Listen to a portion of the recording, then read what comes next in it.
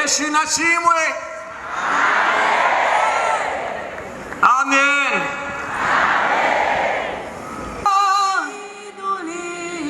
Yesu, Yesu,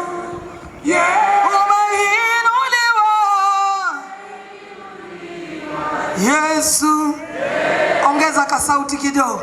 Umeinuliwa Yesu, Yesu, umeinuliwa.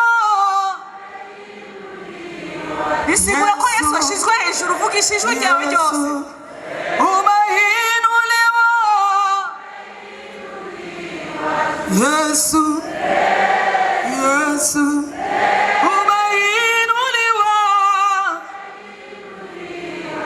Yesu, Yesu, Yesu. Hallelujah, hallelujah. Moravia, you may be seated in the presence of the Lord. Let us hear from the word of the Lord. In the Gospel of Luke, chapter 20, verses 19 through 26.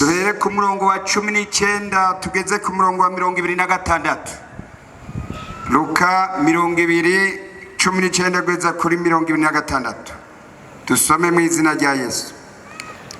Abanyabwenge b'ivyanditswe bo n'abaherezi bakuru ako kanya barondera ingene bo mushorera kw'amaboko, ariko batinya abantu kuko bamenye yuko ari bo yaciye kuwo mugani. Baramugenza batuma abo kumudaha bigira intungane ngo bakuru urwitwazo mu vyavuga, bamushire segabanye n'ububasha ari we cegera ca Kayisari.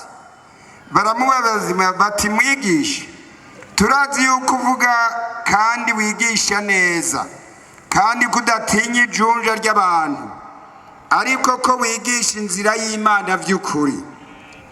Mbega biremerwa ko dutanga ikori rya Kayisari canke nivyemerwa? Maze amenye ubugunge bwabo arababwira ati, nimunyereke idenariyo, igishushanyo n'ivyanditswe kuri iyo nivyande. Bati, ni vya Kayisari. Arababarira ati, nuko rero ibya Kayisari ni mubihe Kayisari, ivy'Imana mubihe Imana. Ntibashobora gukura urwitwazo muri ayo majambo imbere y'abantu, batangazwa n'ibyo abishuye barahora. Amen. May God bless the reading of His Word. Imana ihezagire ijambo ryayo. Moravia, this is a very interesting story. Muramvya, iyi nkuru ni nkuru ihambaye. Some hypocritical religious leaders, abantu b'uburyarya b'abarongozi b'idini, they were trying to trick Jesus, bari bagombye gutega umutego Yesu, to trap him, kugira ngo bamufate, so that he would come under the authority of the oppressors. hanyuma baci bamushira umutegetsi w'ababagwanya. And Jesus said to them, hanyuma Yesu arababwira, render unto Caesar genda ivya Sezari mubihe Sezari, what is Caesar's, ivya Sezari mubihe Sezari, and render unto God what is God. ivy'Imana navyo mubihe Imana. I ask you today, ndagomba ndakubaze muri kino gitondo, why did that coin belong to Caesar? kubera iki bahari ibikwiye gusubizwa Sezari? The coin belonged to Caesar iryo denariyo, kubera iki iryo denariyo ryari rya Sezari? Iryo ryari rya Sezari because it bore the image of Caesar on the coin. kuko kuri iryo denariyo hari ishusho ya Kayisari. I have good news for you today, Moravia. Ndafise ubutumwa bwiza kuri wewe Muramvya. The Bible says Bibiliya iravuga ngo God created man Imana yaremye abantu in His own image. mu ishusho ryayo. In the image of God, He created them. mu ishusho y'Imana niho yaremye umwana w'umuntu. We are bearers of the image of God. Twebwe rero twaremwe mu ishusho y'Imana. And by virtue of that image, kandi rero kubera twaremwe muri iryo shusho, God has a righteous claim Imana hari ikidusaba upon every one of us here today. kisaba umuntu wese ari hano muri kino gitondo. And He says to everyone, kandi bwira umuntu wese ari hano, everyone who can hear my voice, umuntu wese yoba ariko yumvira ijwi ndiko ndavugamwo, my son, muhungu wanje, my daughter, mukobwa wanje, give me your life. numpe ubugingo bwawe, Give me your heart. mu mutima wawe. Now the devil hates the image of God in you. Satani aranka iyo shusho y'Imana iri muri wewe. Jesus said Yesu yaravuze that the devil comes kuko igisuma cyaje to steal, kill, and destroy. kugira ngo kibe cice kandi gitikize. But Jesus said, I came ariko Yesu nawe avuga ati jewe that naje you might have life kugira ngo muronke ubugingo abundantly. kandi ubugingo busagutse. But the devil wants to destroy the image of God in you. ariko Satani wagomba kwica iyo shusho y'Imana And ufite, he wants to replace it with his own image. agomba cyayisubiriza ishusho yiwe. And he uses things like adultery, ashobora gukoresha ikintu nk'ubusambanyi, pornography, iby'amashusho y'ubuhumbu n'ubusambanyi, alcohol, ibyo kuboregwa, illegal drugs, kuyayura ibiyayuramutwe, immorality. ibintu by'ubuhumbu by'uburyo bwinshi. It is all designed ibyo byose bifise ishusho to destroy the image of God in you. kugira ngo bisambure cyangwa byice ishusho y'Imana iri muri wewe. But I have more good news for you, ariko Moravia. ndafise ubutumwa bwiza kuri wewe The Muramvya. Bible says Bibiliya iravuga ngo Jesus came to destroy the works of the devil. icyazanye Yesu no kugira ngo asangangure ibikorwa byose by'umugwanizi. The Bible says for this purpose Bibiliya iravuga ngo kubw'iyo ntumbero the Son of Man was manifested, umwana w'Imana yarahishuwe that he might destroy the works of the devil. kugira ngo asangangure ibikorwa byose by'umwansi. Jesus came to stop the devil's destruction in your life. Yesu yagize kugira ngo ahagarike ingene Satani ariko arasambura ubugingo bwawe, And he came to deliver abundant life for you. kandi yaje kugira ngo aguhe ubugingo busagutse. At the cross of Calvary, hariya ku musaraba i Golgotha, Jesus spread his arms wide, Yesu yasanje amaboko yiwe ku musaraba, and spikes were driven through his hands, kandi imisumari ishingwa mu biganza byiwe, and his blood flowed down, hanyuma amaraso yiwe araseseka, and a new age was created. hanyuma ibihe bishasha byari bitanguye. Satan thought he had won. Satani we yibaza yuko yatsinze. It was Friday and the clouds were dark. hariya ku musaraba kuwa gatanu bwira kabiri bwarateye, But he did not know ariko ntiyamenye that Sunday was coming, ko ku munsi w'Imana ukurikira, the day that we stand on here now. Yesu azomuhagarara ku gakanu. Jesus rose from the grave Yesu yaciye ava mu mva to purchase victory for you kugira ngo aguhe ubugingo, over sin and death. aguhe intsinzi ku rupfu n'icyaha. It is an historical fact kandi muri ubwo buryo nyene that Jesus rose from the dead. Yesu yavuye mu rupfu. No other so-called God can make that claim. nta muntu n'umwe yari gushobora gushitsa iyo nteguro y'Imana. But Moravia, I have more good news for you today. ariko Muramvya ndashishikara kukubwira ubutumwa bwiza. The Bible says Bibiliya iravuga the same Spirit iyo mpemu nyene that raised Jesus from the grave yazuye Yesu imukura mu shall mva quicken your mortal bodies today. ishobora kuguha kugushikako nawe uno munsi. Moravia, if you believe that, say amen. Nimba wizera ibyo Muramvya vuga uti amina. Moravia, put your hands together and give God praise. Reka ukomere amashyi Imana, komera amashyi Imana n'amaboko yawe. Hallelujah. This is the day that the Lord has made. Uyu ni umunsi mwiza Imana yaduhaye kubona. We will rejoice and be glad in it. Kandi turawunezererwa cyane tugahimbaza Imana. Hallelujah. Amen. Jesus is the only Savior whose image you bear. Yesu niwe mukiza wenyene ishusho yiwe ariyo utwaye cyangwa wambaye. Jesus said, Yesu Kristo yavuze, I am the way, the truth, and the life. ni jewe nzira n'ukuri n'ubugingo. No one comes to the Father except through me. Ntawe ushobora gushikira data namujanye. Jesus said, I am the door. Yesu avuga ngo ni jewe rembo. If anyone enters by me, uwo wese yinjira aciye muri jewe he will be saved. azokizwa.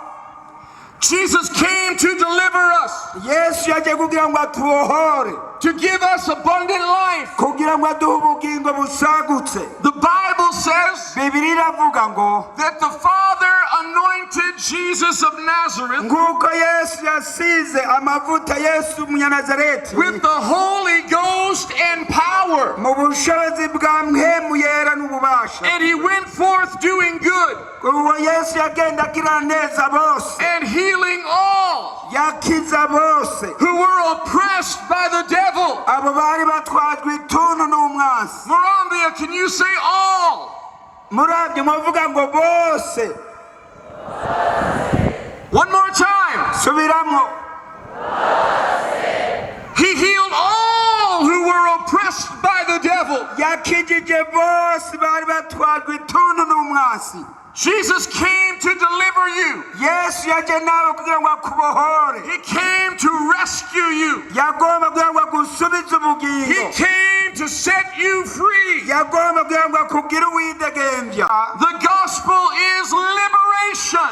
Ubutumwa bwiza ni ukubohora abantu. He who the Son set free Uwo wese umwana azogira uwidegembya is free indeed. azoba uwidegembya by'ukuri. The gospel Ubutumwa bwiza is the power of God. ni ubushobozi bw'Imana. The Apostle Paul said, Intumwa Pawulo iravuga ngo I am not ashamed of the gospel, sintegwa isoni n'ubutumwa bwiza, for it is the power of God kuko ari ubushobozi bw'Imana unto salvation kugira ngo buzanire to agakiza everyone who believes. uwo wese yizeye. Do you believe, Moravia? Nonega Muramvya ubaye uwizeye.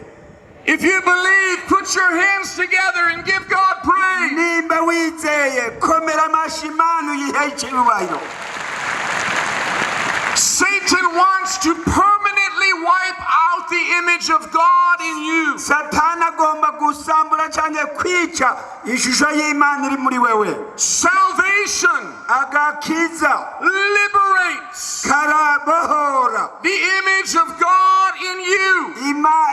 ishusho y'Imana ikakiba muri wewe. Jesus offers you a new birth, Yesu agacaguha kuvuka ubwa kabiri, a new life, ubugingo bushasha, a new walk, intumbero nshasha, a new way to talk, uburyo bushasha bwo kuvuga, a new song, indirimbo nshasha, and a new dance. kandi ikaguha ubugingo bundi bushasha. He said, behold, agomba ngo ukire. I make all things new.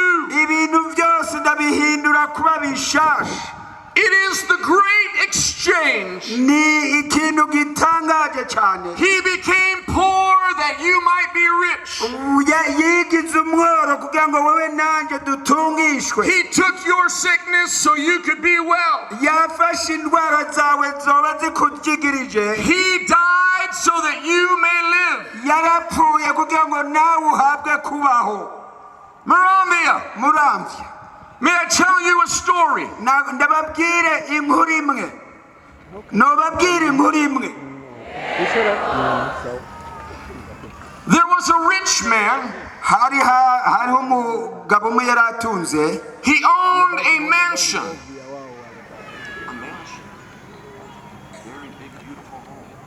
yari afise inzu nziza niniya cyane. There were 10 rooms in his home. hariho abantu benshi bari bamukikije. 5 on the bottom and 5 on the top. yari afise inzu ifise amaetaje, ivyumba bitanu hasi n'ibindi bitanu hejuru. This man heard that Jesus was in his town. uwo mugabo yumva yuko Yesu ari mu gisagara yabamwo. He was so excited. kandi byaramunezereje cyane. He went to meet Jesus. acaragenda kugira ngo abonane na Yesu. He said, Jesus, arabwira Yesu ati, Yesu, I'm so glad that you're in my town. ndanezerejwe yuko waje muri iki gisagara cyacu. You do so much good. wagize neza cyane. You save people. warakijije n'abantu benshi. While you are in town, igihe wari mu gisagara, I would like you to stay with me in my home. nagomba nanjye ndaguhe kaze mu nzu iwanje. Jesus is a gentleman. Yesu n'umuntu mwiza. He said, thank you. aravuga ati ndagushimiye. And the man took him to his house. hanyuma rero uwo mugabo acaramutwara muhiriwe.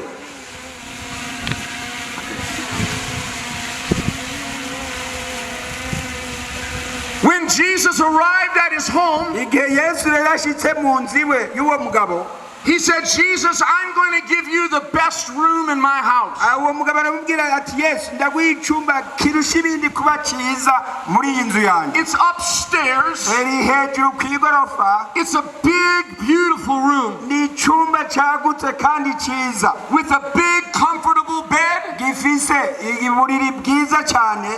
and a wonderful view outside. kandi uraho urashobora kubona hanze ibintu byiza cyane. Jesus is a gentleman. Yesu n'umuntu He umugwaneza. said, thank you. aramubwira turakoze cyane. And he went upstairs to his room. hanyuma rero Yesu acagenda hamwe muri cya cyumba yateguriwe. That night, muri iryo joro there was a terrible knock on the door. hariho umuntu ariko aradodora ku muryango.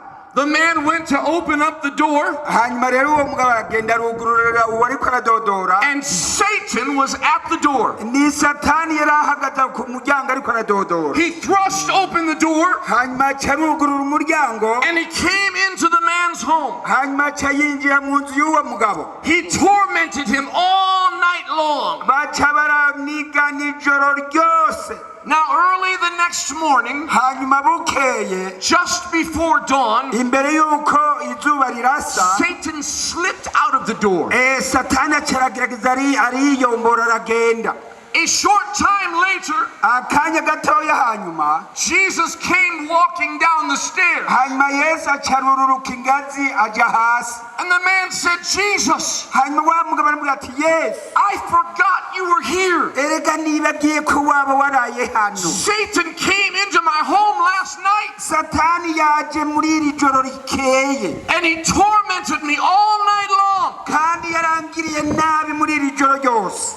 Jesus said to him, Sir, Yesu aramwishyura ati, yego mushinga ntahe, I am a guest in your home. urazi je ko natsi indaro hano iwawe. You only gave me one room in your home. none ntuzi yuko wampaye icyumba kimwe gusa mu byumba bigize inzu yawe. The man said, Jesus, uwo mugabo aramubwira ati, Yesu, this is what I'm going to do. icyo ngiye gukora rero, I'm going to give you 5 rooms in my house. reka ndakwegurire ibyumba bitanu biri muri inzu yanjye. The upstairs for you, hejuru y'ingazi hazobaho iwawe, downstairs for me. hanyuma hasi hacabe wanjye. Jesus is a gentleman. Yesu ni umugwaneza. He will not force himself on you. ntagomba kugufata ku kagobero. He comes into your life by invitation. agiye ashobora kwinjira mu bugingo bwawe igihe umwemereye. So Jesus said, thank you. Yesu aramubwira ati, ndagushimiye. He walked upstairs. hamaca arisubira hejuru He went into his room. aca yisubira muri bya byumba byiwe. muramvya that night, muri iryo joro rindi hongera kumvikana ikidodora ku muryango. there was a terrible knock on the door. aho ikintu gikomeye cyariko kiradodora ku muryango. Do you know who it was? mwibaza ngo uyo muntu yarinde? mwabitoye. The man opened the door just a little, uwo mugabo yaracarugura gatoya urugi, and when he saw that it was Satan, hamwe amarabutswe yuko ari satani ari ku muryango, he tried to close the door, yagerageje guca yugara ninga ku but it muryango, was too late. mugabo yari yamaze gucegwa. Satan thrust open the door, satani yaciye yica mu muryango arinjira, and he went into the man's home. hanyuma acayinjira mu nzu ya wa He mugabo, tormented him all night long. agerageza kugirira nabi uwo mugabo ijoro ryose. The furniture was broken. ibintu byari byasanzaye n'ibyamenetse byamenetse. The man was bloody. hanyuma uwo mugabo nawe yaza ariko aravirirana ava amaraso. But early the next morning, ariko bukeye kare bukeye mu mutwe, before dawn, imbere y'uko izuba rirasa, Satan slipped out of the door. satani acaranyaragasa aragenda arahunga. Later that morning, hanyuma bumaze guca, Jesus came walking down the stairs. yesu acava hariya muri etaje aramanuka hasi. The man said, Jesus, wa mugabo arabwira ati, yesu, didn't you hear all the noise last night? none wewe urwamo rwaraye muri iyi nzu ntabwo wigeze wumva? Satan came into my home, erega satani yagarutse muri iyi nzu, and he tormented me all night long. kandi ijoro ryose yangiriye nabi ndi jenyene. And Jesus said, yesu aramubwira, you see, urabona, you've only given me 5 rooms in your house. erega wampaye ibyumba bitanu gusa mu nzu yawe. The man said, uwo mugabo aravuga ati, kumbe. He said, Jesus, aravuga ati, yesu, I'm going to fix this. ubu rero ngiye gushyira ibintu ku murongo. Jesus, I'm going to give you all the rooms in my house guhera ubu rero ibyumba byose by'inzu yanjye ndabikweguriye, except one. uretse kimwe gusa. He said, Jesus, you would not like that room. arabwira ati, yesu, icyo cyumba kimwe ndagisigaje. There are things in that room that you would not approve of. kuko hari ibintu bimwe bimwe binyegeye muri icyo mu cyumba ntagomba kubona. I'll give you 9 rooms in my home, ibyo byumba 9 bisigaye by'inzu yanjye, and I'll keep just 1. ndabiguhaye ariko je nisigaranire kimwe gusa. Jesus is a gentleman. yesu ni umuntu mwiza n'umugwaneza. He said, thank you. aravuga turakoze cyane, And he went upstairs to his room. hanyuma yicubirira hejuru mu byumba byiwe. muramvya, Do you know what happened that night? none mwoba mwibaza ibyo byarashitse muri iryo joro? wa wundi ashishikara kuza arashishikara aradodora.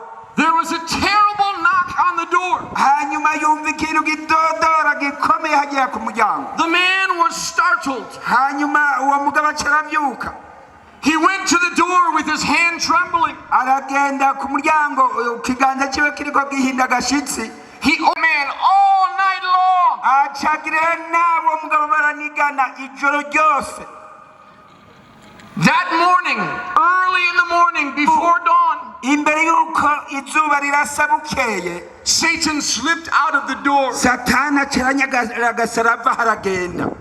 A short time later, akanya gato hanyuma, Jesus came walking down the stairs. yesu acongera kuva hamwe hejuru mu igorofa araza hasi. And the man said, Jesus, wamwati arivuga, yesu, I don't understand. mbega sinabyumva, je sinabyumva ibi bintu. I've been so generous with you. narakugiriye neza uburyo bukomeye, I gave you 9 rooms in my house. naguhaye ibyumba 9 byose by'inzu yanjye. Why won't you help me? none kubera ko utaza kuntabara?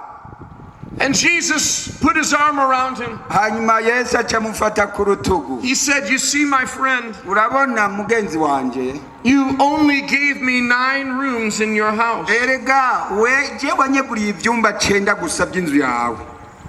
The man said, I understand now, Jesus. tubu rero ndabitahuye Yesu. And the man he took out the deed of the house. ubwo mugabo acagendera afata urupapuro rw'inzu icemeza cy'inzu. He signed it and he gave it to Jesus. acararisinyako icete cy'inzu acararisinyako agiha Yesu. He reached in his pocket. hanyuma Yesu abishyira mu mfuko wiwe. He gave Jesus the keys to the house. acafata n'imfunguzo z'iyo nzu aziha Yesu. And Jesus said, thank you, sir.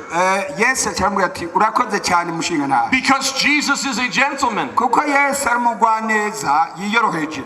Jesus went back up to his room. hanyuma rero Yesu acarisubirira mu cyumba ciwe. That night, ijoro rikurikira rishitse. Muramvya, do you know what happened? Muramvya, murazi byashitse.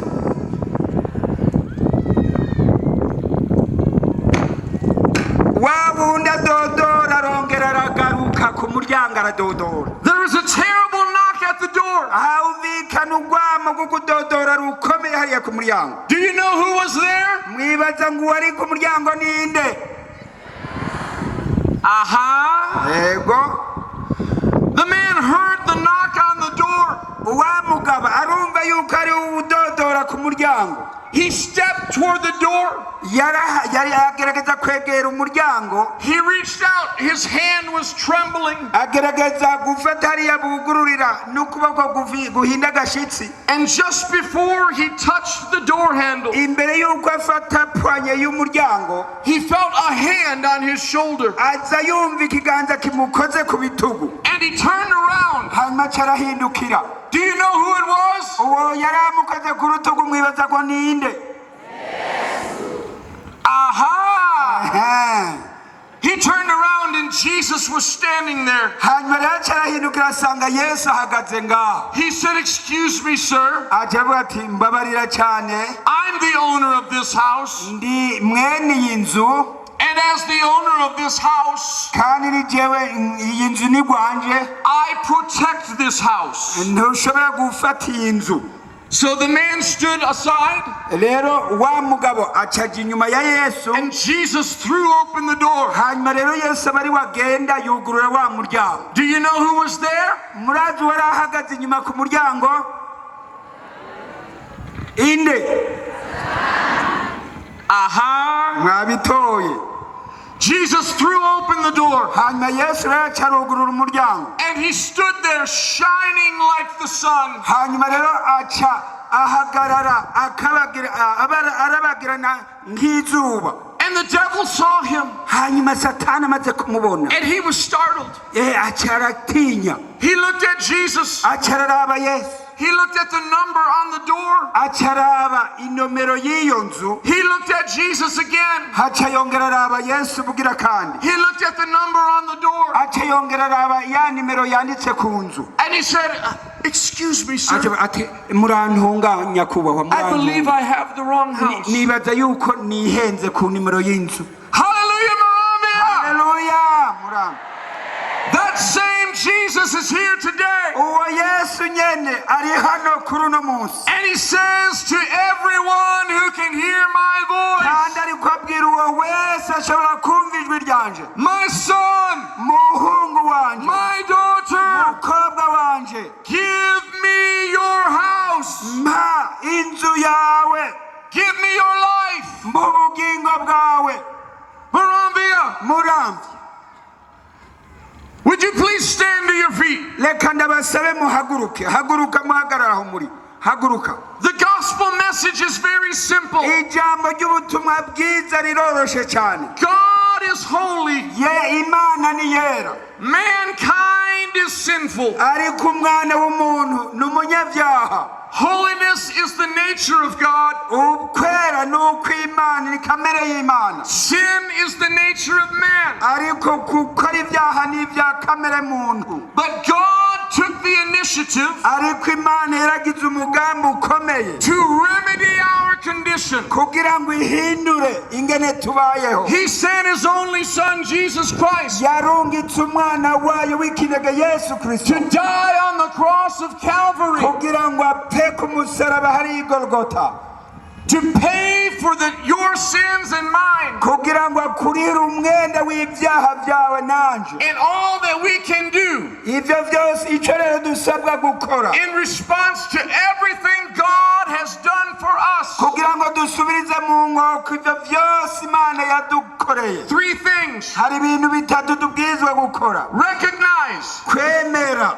You must recognize your sinfulness. ukwiye kwemera yuko uri umunyabyaha. The Bible says Bibiliya iravuga ngo all have sinned and fallen short of the glory of God. bose bakoze ibyaha ntibashikira ubwiza bw'Imana. When I humble myself igihe nicishije bugufi jewe ubwanje and acknowledge my sin, kandi nkemera yuko ndi umunyabyaha, I am simply acknowledging my membership in the human race. mba ngombye kwemera yuko jewe ndi umuntu buntu. Once you have recognized your sinfulness, igihe rero wemeye yuko uri umunyabyaha, we can repent of our sin. uca wihana ibyaha byawe. The word repent ijambo kwihana simply means to change. risobanura mu buryo bworoshe To change your mind. guhindura ibyiyumviro, Change your direction. guhindura ibyo wari utumbere ukabitera It umugongo. is to turn from a lifestyle of sin ni ukuvuga ugatera umugongo ubuzima bwo kuba umunyabyaha and warimo, turn to Jesus hanyuma ugaca uhindukirira Yesu for the forgiveness of your sin kugira ngo uharirwe ibyaha byawe and the salvation of your soul. kandi uronka agakiza k'ubugingo bwawe.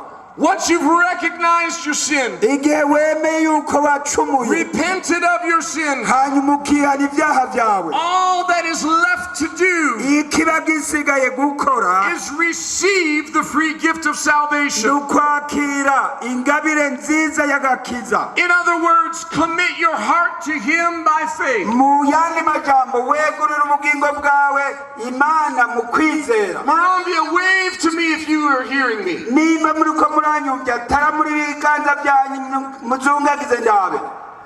I'm talking to three kinds of people today. ndagomba kuvugisha abantu bari mu migwi itatu kuri uno munsi. The first person, ikibazo ca mbere, you cannot remember a time in your history ushobora kuba utibuka igihe mu bugiri kahise kawe where you recognized your sin, kwitihanya ibyaha you cyangwa repented of your sin, utabyihanye and you received Jesus Christ into your Savior. cyane ko wakiriye Yesu nk'umwami n'umukiza wawe mu bugingo. And Jesus is calling you to Him today. wewe rero wari warabyigeze ushobora ko ariko araguhamagara uno munsi. You need to receive Jesus Christ as your Savior ukwiye kwakira Yesu nk'umukiza wawe mu bugingo for bwawe, the very first time. kandi bukaba bubaye ubwa mbere ubikora ivyo. There's still another group of people here today. hariho uwundi mugwi w'abantu uri hano. You were raised in church, wewe wakuriye mu ishengero cyangwa mu idini, but something happened in your life. ariko hari ikintu cyabaye mu bugingo bwawe It caused you to turn away from God. kubera wateye umugongo Imana. Something catastrophic happened. hari ikintu cy'akaga cyabaye mu bugingo bwawe. It was the death of the loved one. warateye umugongo umukunzi wawe. It was a terrible illness. ni kumbure yoba yari indwara ikomeye yashitse mu bugingo The bwawe, loss of a job. cyane ukaba waratakaje akazi, warakuwe mu kazi. Something happened in your life hari ikintu cyashitse mu buzima bwawe that caused you to turn away from God. byaciye bigutuma uta Imana urayiheba urayivako. And the devil wants you to believe kandi Satani aragomba ngo wizere ko that you have done too much wakoze ibirengeye, and you've gone too far. ko uri akahebwe. But I'm here to tell you today, ariko nagomba ndakubwire kuri muri kuno munsi, the devil is a liar. Satani n'umubeshi. There's nothing you have done nta kintu na kimwe wakoze that would ever cause God coshobora gutuma imana to turn his back on you. itakumvira cyangwa itakwemera. And if you will run to Jesus today, hamwe wonyaruka ukaza kuri yesu no munsi, he will welcome you with open arms. azoca guha kaze n'amaboko yuguruye. There's still one other group of people that I'm talking to. hariho uwundi mugwi w'abantu ngomba kubwira. You love the Lord, urakunda imana, but you're just not sure ariko kandi ntiwemera udakekeranya that if you died tonight, kuno munsi hamwe wohura n'urupfu, you would spend eternity with Jesus. ko woja kubana na yesu ibihe bidashira. You have no assurance in your heart, nta kintu kikwemeza mu mutima wawe, no peace nta mahoro ugira about where you will spend eternity when you die. ku bijyanye n'aho uzomara ibihe bidashira. Moravia, with everyone standing on their feet, ndabona yuko umuntu wese ahagaze, with every head bowed and every eye closed, ndagusabe wuname ku mutwe wawe kandi uhumirize. if you fit into any one of those three categories, nimba wowe uri muri umwe muri iyo migwi itatu navuze, I want you to raise your hand in the air high. nagomba ndagusaba udunze ikiganza cyawe. Raise it high so I can see it. taramura ikiganza cyawe hejuru ndabe nimba uri muri umwe muri iyo migwi. You need to be born again for the first time. kumbure n'ubwa mbere ugomba kuba uvutse ubwa kabiri wihanye. You need to return to Jesus and rededicate your life. ugomba kuza kuri yesu umwegurira ubugingo bwawe. Or you just need to know cyangwa uragomba kumenya that if udakekeranya you died today, ko hamwe wopfa uno munsi you would spend eternity with Jesus in heaven. uzobana na yesu mu bwami bwiwe mu ijuru. Everyone with your hand in the air, nk'uko rero umwe wese yamanitse ukuboko, raise it high so I can see it. umanike ukuboko kwawe hejuru ndabe, Because I want to pray for you. kuko ndagomba kugusengera. Now on the count of three, rero mpejeje guharura gatatu, everyone with your hand raised in the air, umwe wese yamanitse ukuboko kwiwe run to this place of prayer and I'm going to pray for you. aca agerageza nyaruke yegere hano tumusengere. 1, rimwe, 2, kabiri, 3. gatatu. Come quickly. zuriruka zuranyaruka Come now. zuranyaruka. If you're far away, start coming now. nimba wowe uri hariya kure nawe we nuze, Wherever you are, aho hose wowe uhagaze come now. nuze. You come as we sing. nuze igihe tuzoba turiko turaririmba. Asante Yesu, asante Yesu, asante Yesu, asante Yesu, asante Yesu, asante Yesu, asante Yesu, asante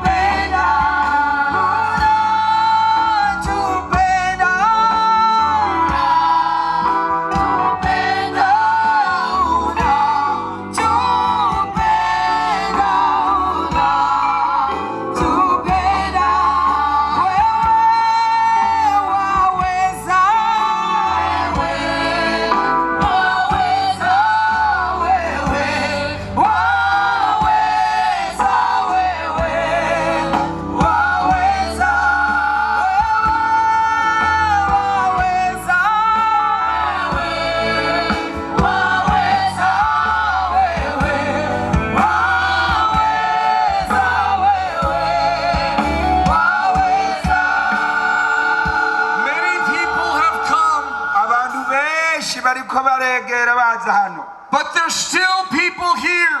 ariko kandi hari abandi bantu hano nyene You can hear my voice. batari hano bari kure ushobora kumva ijwi ryanje. You did not raise your hand, hariya hanze y'inguta wowe uri uhagaze ntiwumve, but your heart is pounding in your chest. ariko umutima wawe uri kuradidagizwa. That is God speaking to your heart. Ivyo bigomba kukubwira yuko Imana iri kwirabwira umutima wawe. He's saying, my son or my daughter, iri kwirakubwira ngo mwana wanje mukobwa wanje come home. nugaruke muhira.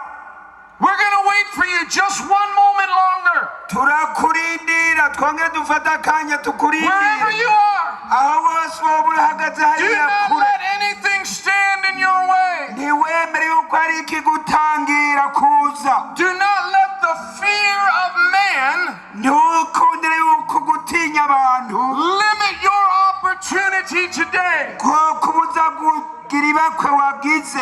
Even for those outside of the wall, abo bose baba bari hariya inyuma y'urukuta. God is calling you home. Imana iri kwiraguhamagara ngo ugaruke muhira. Today is our last day here. uyu munsi n'umunsi wa nyuma wacu turi hano. Do not miss your blessing today. umugisha wawe ntugucike w'uno munsi. Come now as we sing. nuze ubwo dushishikara kuririmba.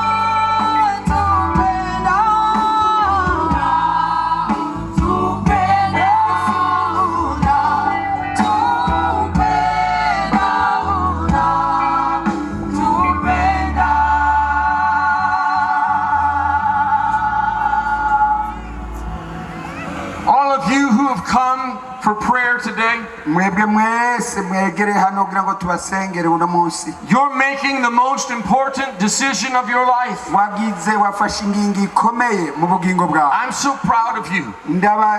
murampimbaye. And those watching on our online audience, aba bose bariko badukurikirana hariya ku murongo w'ingurukana makuru. many of you have felt God's presence today. mwumvise muri mu bwiza bw'Imana uno munsi aho muri hose. I invite you to pray this prayer together with us. nagomba nawe waho uri kure ufatikanye natwe muri iki gisabisho. Just lift your hands before the Lord, everyone. ndagusabye rero utaramura ukuboko kwawe imbere y'Imana.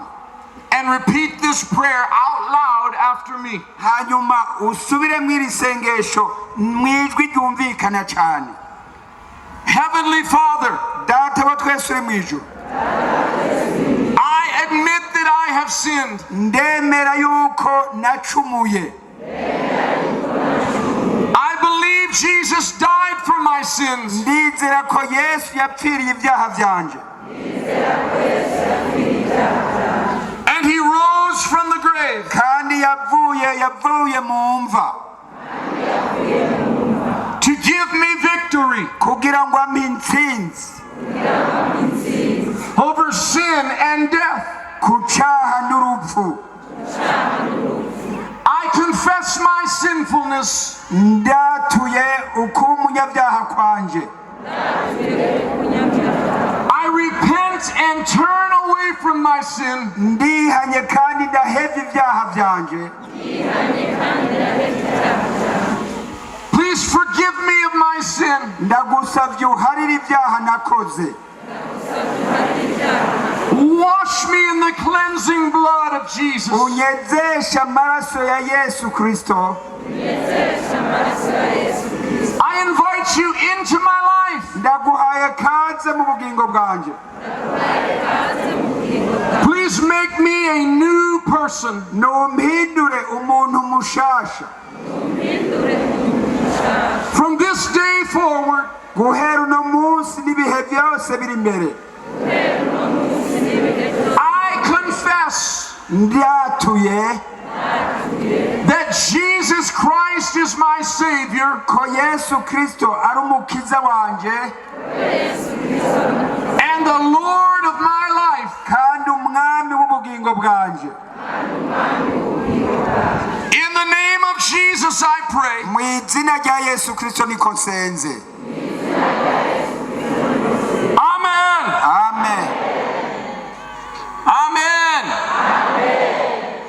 Now for everyone who prayed that prayer together with me, Rero uwo wese yafatikanije nanjye gusenga iryo sengesho, I have more good news for you. hari ijambo ryiza no kongera ko kukubwira. The Bible says, Bibiri iravuga ngo whoever calls on the name of the Lord uwo wese azokwambaza izina ry'Uhoraho will be saved. azokizwa. I have 3 questions for you. Ndagufitiye rero ibibazo bitatu ngomba kukubaza. For everyone who prayed that prayer together with me. Kuri uwo wese yafatikanije nanjye gusenga iryo sengesho. Number 1, Ikibazo cya mbere, did you call upon the name of the Lord? mbega woba wambaje izina ry'Uhoraho? Number 2, Ikibazo cya kabiri, does God lie? mbega Imana yobibesha? Amen. The Bible says God is not a man that he should lie. Bibiri iravuga ngo Imana si umuntu ngo ibeshe. Question number 3, Ikibazo kigira gatatu, are you saved? none wakijijwe? Amen. Amen. You called upon the name of the Lord. Wambaje izina ry'Uhoraho. God does not lie. Imana ntibesha. So as a minister of the gospel of Jesus Christ, Nk'umuvuzi w'ubutumwa bwiza bwa Yesu I Kristo, tell every one of you today, nagomba nakubwire wewe uri you hano, are saved. wakijijwe, You are born again. wavutse ubwa kabiri, Your sins are forgiven. uri umunyejuru, And you're on your way to heaven kandi uri mu rugendo because you rukujana have Jesus in your heart. uko wakiriye Yesu mu bugingo bwawe. Clap your hands for Jesus. Komera amashyi umwami Yesu, komera amashyi cyane Hallelujah. Yesu. Hallelujah. Amen. We have a booklet that we want to put in your hands. Turafise agatabo tugomba kubashikiriza. For everyone who prayed that prayer together with me. Kuri uwo wese yasenze rya sengesho twafatikanije. But before we give you those booklets, Ariko imbere yuko tubashikiriza ako gatabo, and trust me, we have enough for everyone. munyizere turafise udutabo tubakwiriye mwese. So do not leave before you receive your booklet. Ntuve hano utakiriye ako gatabo. But I need to speak to one particular group of people first. Ariko hari umugwi nagomba kuvugana nawo ubwa mbere bonyene. If you repented of your sins for the very first time today, Nimba wewe wihanye ibyaha byawe ubwa mbere ukaba ubikoze uno munsi, you confessed your sins to God, ukaturira ibyaha byawe Imana, asked Him to forgive you of your sins, ukamusaba ngo iguharire, and come into your life. hamukegurira ubugingo bwawe Yesu. If you did that today for the very first time, Nimba ari ubwa mbere ibyo ubikoze, would you raise your hand in the air so I can see you? ubu yakoze ibyo ubwa mbere amanike urutoki hejuru turabe. The very first time today. Uwihanye ubwa mbere uno munsi amanike urutoki. Ego. Manika cyane aho muri. Ego. I would like you to make your way outside of this road. Ndabasavye mwebwe mwamanitse mugume mumanitse mwemwe babacira inzira babareke murengane. And we have pastors that are going to meet you. Gerageza babacira inzira. Now we're going this way. You would think you'd get that information.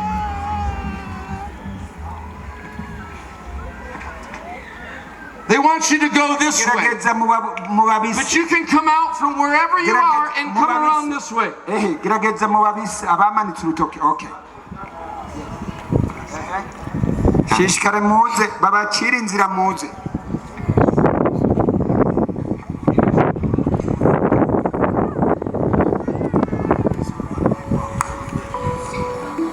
babandi bamanitse intoki mugerageze mubabise shishikare muze mukumva kubwira ko mubisaze ego. If you receive Jesus Christ as your Savior for the first time today, you will receive your booklet back there. And then we'll give everyone else your booklets here.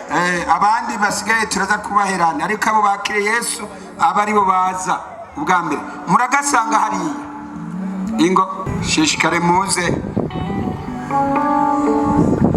ego.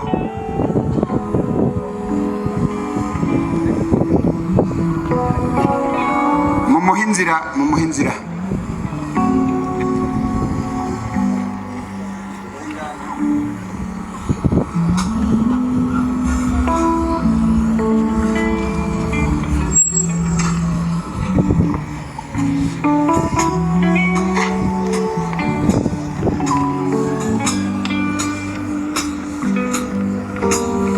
urengane ego. Mubahinzira nimumva kubira ati mubise mumuhinzira.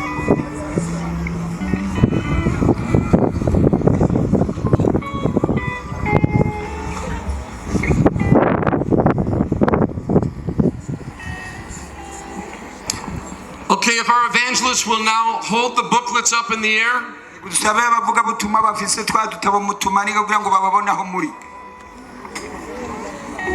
Don't worry about it. We're not going to say that.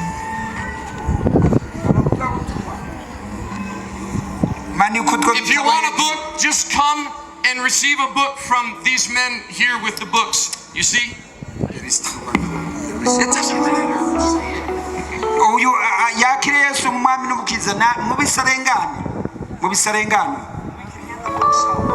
Yes.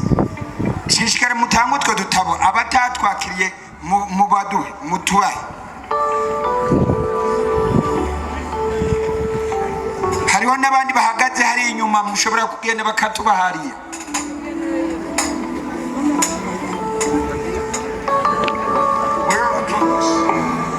Ewe gerageza twadutabo twahetse none ko mutatuza rihaba ntatwo bafise aba gerageza muhaba ntatwo bafise ngaha.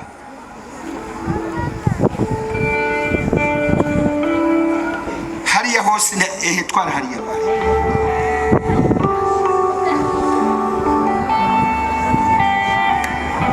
raba hariya n'inyuma hariya bariya b'inyuma gerageza mutumanike iyo muri hariya kugira ngo bababone. Twarane hariya hose.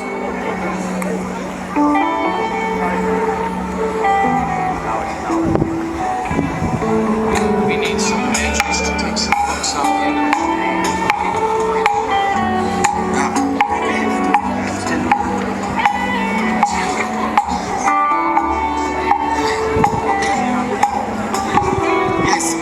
Abandi ni batwara utundi hariya muri tribune. Hagira batwara utundi hariya muri kuko hariya basenze ryasengesho. Hagira badutwara hariya muri tribune hari na hariya hepfo hariya hose. Bavuga. Let me take a moment to greet our online audience. Those of you joining us from across Africa and around the world. Many of you prayed that prayer together with us today. God heard your prayer. And you are born again. I want to invite you to our website at revivalnow.com. If you will go to our website at revivalnow.com, you'll find a big red button on the front page of our website. It says, I just got saved. Click that button and you'll have the opportunity to leave your contact information with us. kugira ngo tuzoshobore kuvugana. If you leave your contact information with us, niwatusigira ibikuranga we will email you an electronic copy of this booklet. tuzoca tugutumira mu buryo bwa email kugatabo mu buryo bwa So electronic. go to revivalnow.com. Genda rero kuri uwo murongo revival.com, Click the red button that says I just got saved, hanyuma ucufyonda ryanditse ngo nakijijwe, and follow the prompts from there. hanyuma ucukurikiza ibyo bagusaba kuzuza ngaho. Mungu awabariki sana. Imana ibahezagire cyane. Yesu Kristo nashimwe. Yesu Kristo nashimwe. Ntimushoke munyiganyiga, ntibarabasabira umugisha, ntibarirukana za mpemu mbi ya mitwaro yose. Murabona ko batanguye guterura abantu babajana hariya, bagira tubanze dushikanira Imana, hanyuma ibyo biraza gukogwa kandi muraza kubona ukuboko kw'Imana. Turagushimiye Mana Data wa twese, Imana yo mu ijuru. Turagushimiye ingene wabanye no shengero ryawe mwami aha hantu. Turagushimiye rero imaze kumva ijambo ryawe nibikoreke ahantu byose. Iciye byumvikana yuko umuntu wese umutima akwiye kugira icyo agushikaniye. None rero mwami turasengeye aba bantu bose bagira icyo batanze kandi babitanze bivuye mu mitima yabo. Waravuze yuko iyo abantu bagukoreye bashabika umugisha, natwe turabasabiye umugisha wawe mwami kugira ngo bakurikirane aho umuntu wese yakuye ibyo agushikaniye. Mu izina rya Yesu Kristo ibigega byabo, ibikorwa byabo byose bigira umugisha, kandi mwami amashikanwa turasabiye kugira ngo aze akora ibigize kimazi hagati mu gikorwa cyawe. Urakoze guhezagira ishengero ryawe n'abagushikaniye, tubisenze mu izina rya Yesu Kristo mwami n'umucunguzi wacu, amen. Twagomba tubanze dushimira Imana kubimaze iminsi bikoreka kuva ku munsi wa kabiri. Babantu bashasha bihanye ivyaha, bamwe bari baraboshwe n'ibigirwamana, turababarira ko bavyegeranya bakabizana, none babizanye birunze ngaho hantu. Turasaba abakozi b'Imana baze kubiturira mu izina rya Yesu Kristo, kugira ngo abantu b'Imana babohoke, abantu b'Imana bidegemvye, abantu b'Imana bumva amahoro mu mutima, abantu b'Imana ntibasubire kujakarira ibigirwamana. Amaraso ya Yesu azoboza abahumanure bidegemvye. Hanyuma rero icyo tugomba gukora imbere yuko dusengera imitwaro, uyu munsi n'umunsi wa nyuma, nagira ngo ndabasabe mubanze mugumaho, mbanze ndababarire. Ntimwatahuye ingene ibintu bimeze. Iyo wewe wamaze gushika muri iki kibanza, haba ubusabwa kwizera gusa, kuko wewe uba washitse ngaha. Nta mpamvu yo kuzana igitambara kandi nawe uhagaze ngaha. Nukuvuga ngo utuma igitambara n'uburwayi ari hariya muhira adashobora gushika ngaha, n'uburwayi ari hariya mu bitaro, n'uburwayi yamugariye hariya kure yabuze abamushikana ngaha. Ariko wewe kuko wewe uzuhagaze aha, ntibikunda, uba wananiwe no kwizera, kuko uraha nta mpamvu yo kuzana impuzu. Wewe uje uraha, none uzana impuzu kandi uraha. Bayizanira uriya ari mu nzu hariya ataje aha, bayizanira uriya ari kure, bayizanira uriya muntu avuga ati jewe impuzu yanje nibayisengera ndazi ko nzokira. Abo bantu nibo twemerera ko bazana ivyabo. Ntihagire usubira kwikura impuzu ngo ayizane nawe ari ngaha. Oya, ivyo ntivyemewe, sigo rutonde. Twagomba rero mubanze mugumaho muri, ntimutange muganga, nukuvuga ubasengera. Turahaye kaze rero uyu musiguzi wacu kugira ngo abasabire umugisha kandi abasabire gukira. Ariko yamavuga ngo mwizere, ntimwizere we, ariko mwizere Yesu Kristo yapfuye akazuka, wafise ububasha bwo guharira ibyaha no gukiza. Ariko yagenda avuga ngo namba wizeye nibikubere nk'uko wizeye.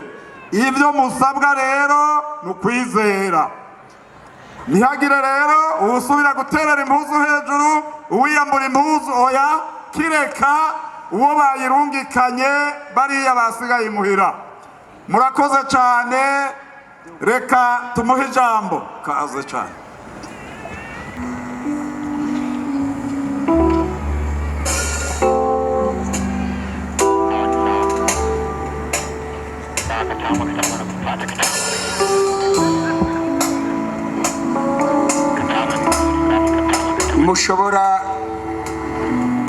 mushobora kuza mwegere abakeneye gusengerwa kubw'imvo iyi cyangwa iyindi.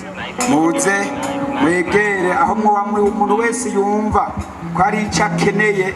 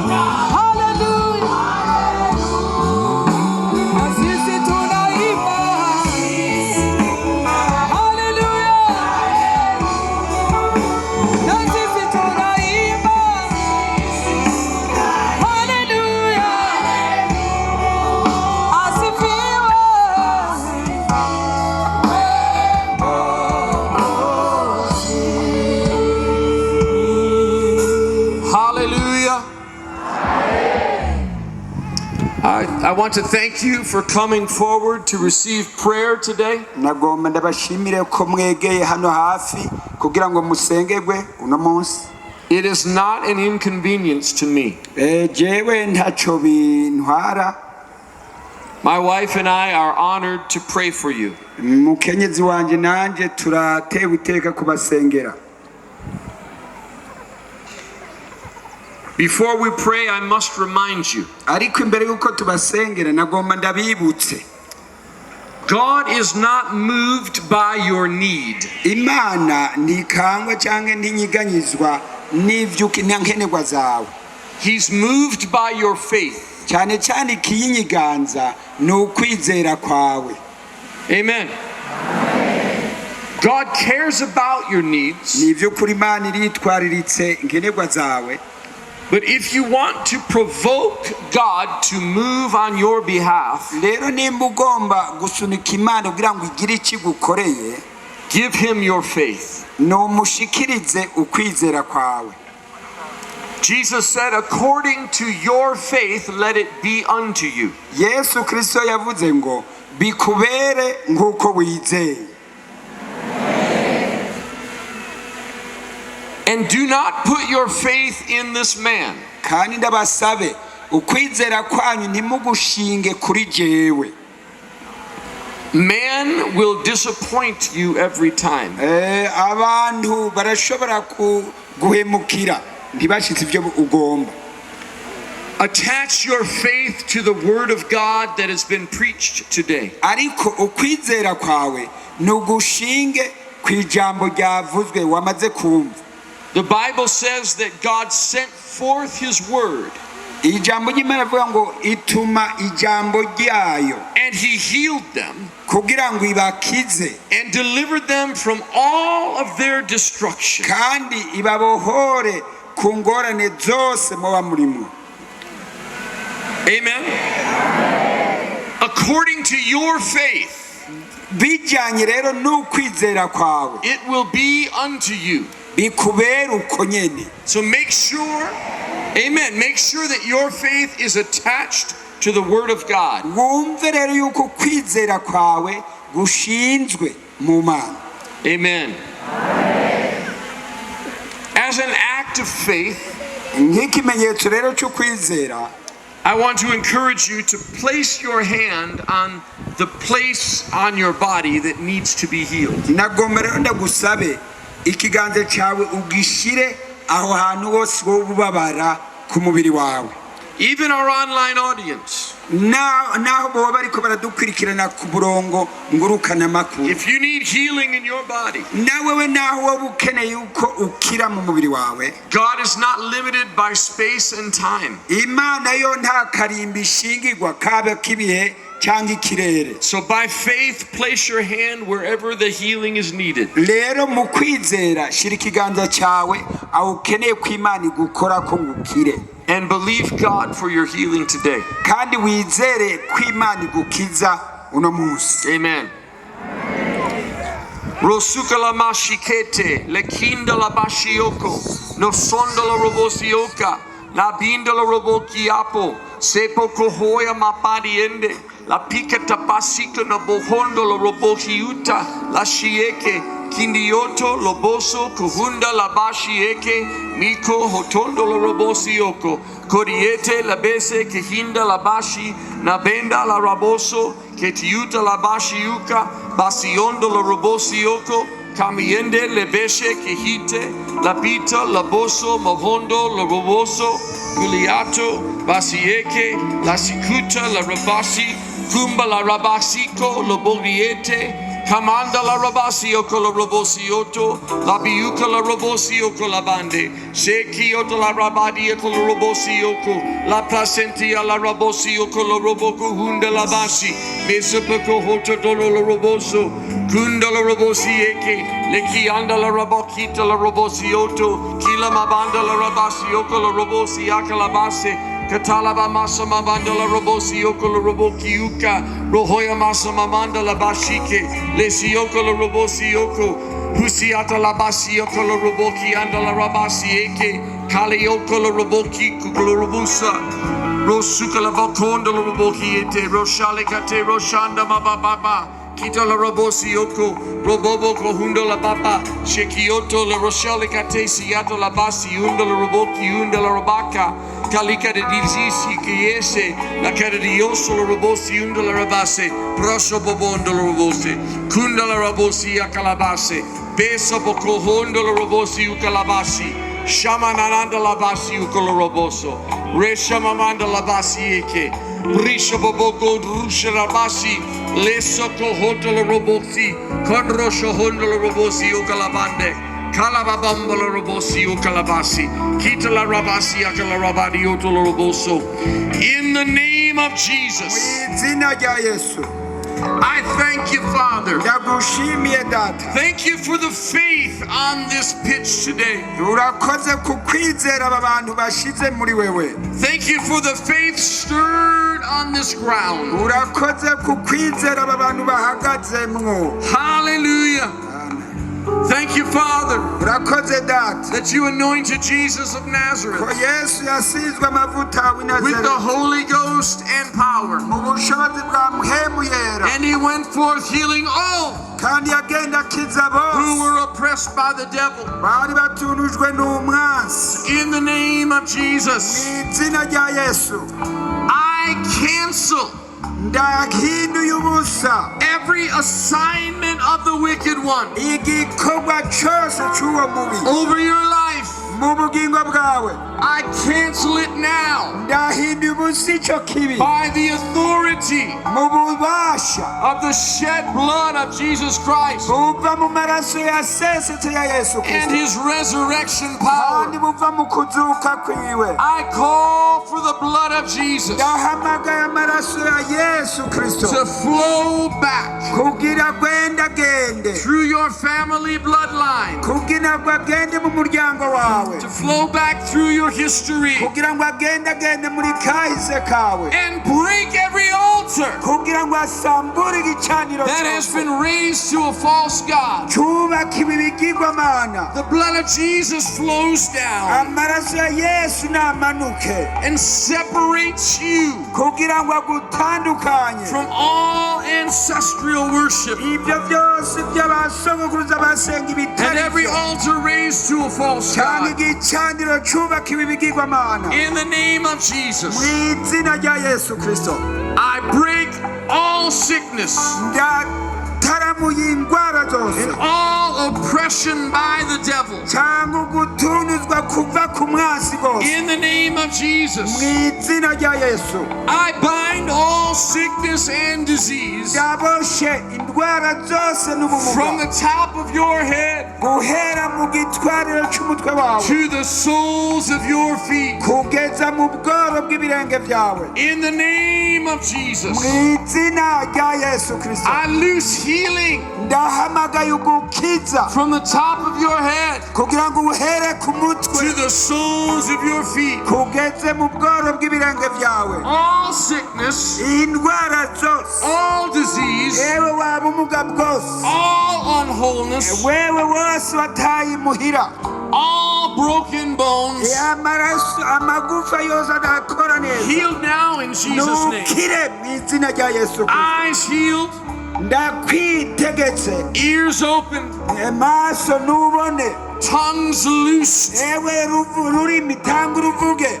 vision restored, Tanga urubone neza. hearts and lungs Amahaha munda. healed now in the name of Jesus. Nukire mu izina rya Yesu Kristo.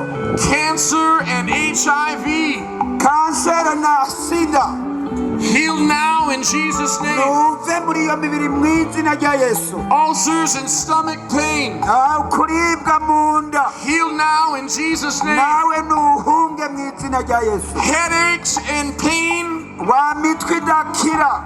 healed now in Jesus' name. Nukire mu izina rya Yesu Kristo. In the name of Jesus. Mu izina rya Yesu. Paralysis Ubumuga bwose. healed now. Nukire. Bodies receive your strength. Umwe wese naronke inkomezi. Receive your coordination. Niwakira ugukora neza mu mubiri wawe. In the name name of mu Jesus. izina rya Yesu, In the name of mu Jesus. izina rya Yesu. Digestive problems. Wewe ufise ingorane mu Heal mushishito, now in Jesus' name. nukire mu izina rya Yesu. Joint pain and inflammation. Wewe wangingo zose naho wowe uri mu ruribwe kanaka, Healed now in Jesus' name. nukire mu izina rya Yesu. Pain, leave the body now. Mwabubabare we va muri iyo mibiri, Inflammation, come out now. waburibwe we va muri iyo mibiri, In the name of Jesus. mu izina rya Yesu Kristo. I bind all barrenness. Ndaboshe impwemu y'ubugumba In the name of Jesus. mu izina rya Yesu. I loose fruitfulness. Ndahamagaye ukugumbahuka, Fruitfulness in the womb. ukugumbahuka mu nda Fruitfulness in z'ababyeyi, the loins. ubugumbahuka mu nda In the z'ababyeyi, name of mu Jesus. izina rya Yesu. Be fruitful and multiply. Nugumbahuke kandi ube uwuvyara In Jesus' name. mu izina rya Yesu.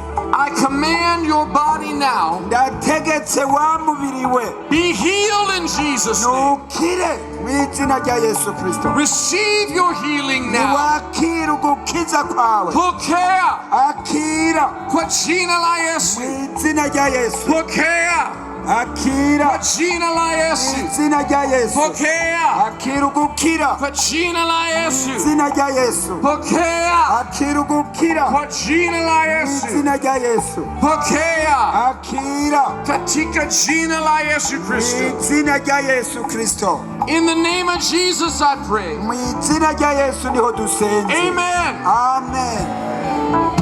Amen. Amen. Amen. Hallelujah. Amen.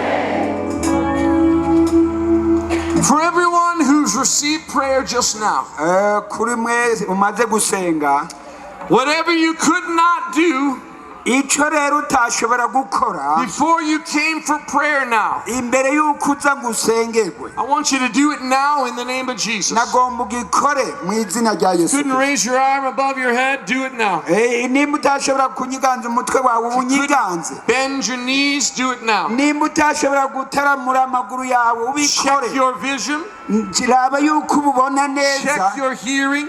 umvirize yuko Whatever wumva you could neza. not do before you came for prayer, Icyo cyose utashobora gukora imbere y'uko uza do it gusengerwa, right now in the name of Jesus. ntugikore mu izina rya Yesu Kristo. Just as Jesus spoke to the man Kandi nk'uko Yesu yabwiye wa and he muntu, said, "Arise, take up your bed and walk." yamubwiye ati haguruka wikore indero yawe I ugende, say to you now, ndakugize uwidegembye. do what you could not do before Icyo utashobora gukora imbere y'uko uza in gusengerwa, Jesus' name. mu izina rya Yesu gikore.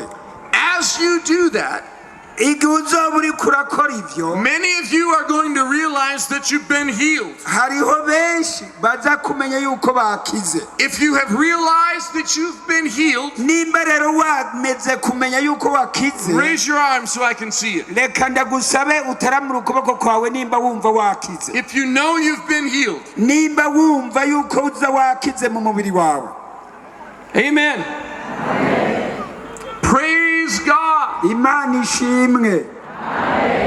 Hallelujah. Now there are many people here. Hariho abantu benshi hano, You feel maybe 50% better. ushobora kwiyumva yuko wakize ku bice bigera 50 I kw'ijana. want to encourage you with this knowledge. Nagomba ndagutera intege gutya. The difference between a miracle Itandukaniro hagati y'igitangaza and a healing no gukira. is that miracles are instant, Gukira igitangaza kiza ko kanya nyene, while healings are often progressive. ariko gukira nako nibigenda bishishikara uko umuntu That agenda. means if you feel 25% Ibyo better, bigomba kuvuga yuko nimba wumva wagize mitende ibice 25 healing is taking place in your body. ni ukuvuga yuko gukira kwatanguye kuba mu mubiri wawe. So welcome the healing power of God. Rero shishikara uhe kaze bazi ubushobozi bukiza bw'Imana. Some of you feel 50 or 75% better. Abandi bashobora kumva yuko ari imitende gushika ku biro 50 ibice 50 kwijana. Stand in faith for your complete healing. Ushishikara ushikame mu kwizera ugukira kurashishikara. You do not have to ask God for what he has already done. Ntukwiye kubaza Imana kuvyo yamaze gukora. The Bible says, by his stripes you were healed. Bibiliya iravuga ngo mu mishishago yiwe niho dukira indwara. Your healing was completed on the cross of Calvary. Ugukira kwawe kwaramaze gushitswa hariya ku musaraba igorogota. So what you do now is thank him for your healing. Ico rero ubwirizwa gukora ubu ni ugushishikara gushima Imana ku by faith just begin to praise him for your healing. Hanyuma mu kwizera uje utangura guhimbaza Imana ko yatanguye kugukiza. And as you do that, his healing power will continue to honor your faith.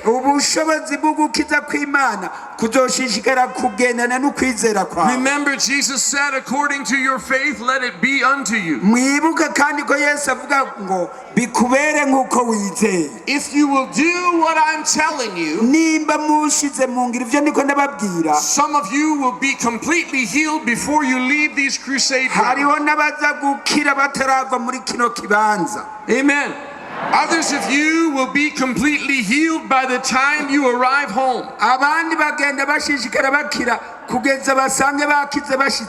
Stand by faith in your healing.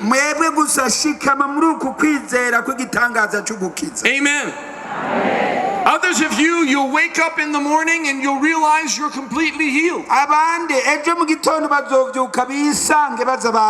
When that happens, make sure that you praise God and tell everyone you know about what Jesus has done for you. Amen. Amen. Well, before you leave, would you like to be a part of a miracle with me?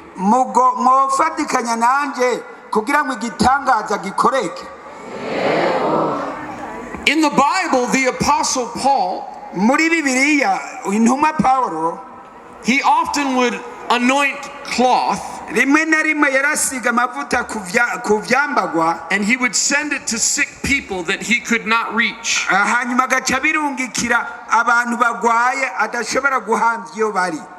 We're believing God for miracles for people that brought this cloth forward. So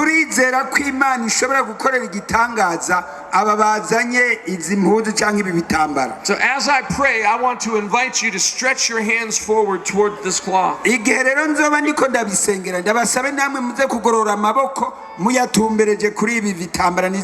And more importantly, stretch forth your faith.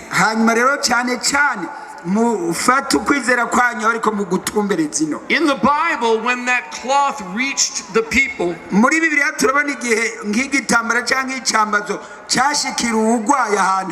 they were healed. And we're believing God for that right now. So stretch forth your hands here while we pray.